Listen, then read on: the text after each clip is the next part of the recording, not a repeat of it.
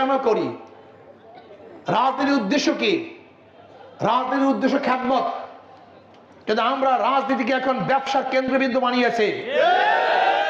দেখবেন কি বলে, এতদিন খাই নাই, এতদিন রাজনীতি খাওয়ার জায়গা না, খ্যাতমতের জায়গা।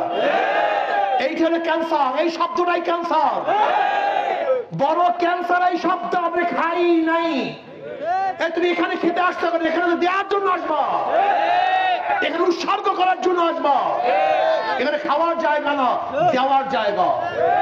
কিন্তু আশ্চর্য, যুবক যারা বিবেককে বিক্রি করে দিয়েছে, এই ছাত্র, এই জনসাধারণ যারা নিজের বুদ্ধি বিবেককে বিক্রি করে দিয়েছে, জানি না রাষ্ট্র কি জিনিস।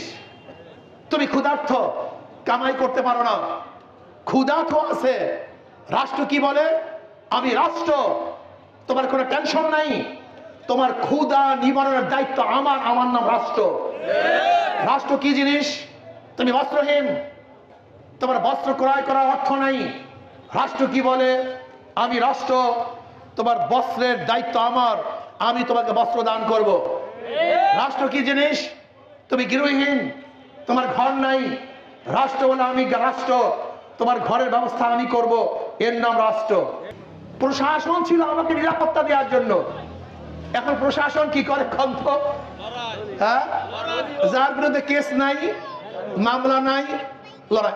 সাহেবেরাটের ওসি সাহেবকে বলবো, সাহেবেরাটের দারোগাকে বলবো, যদি কার বিরুদ্ধে কেস না থাকে, ওয়ারেন্ট না থাকে, যদি আপনার বাহিনী কাউকে অ্যারেস্ট করে, আমি ওই থানা ঘেরাও করবো ইনশাআল্লাহ, ওই থানা ঘেরাও করবো ইনশাআল্লাহ।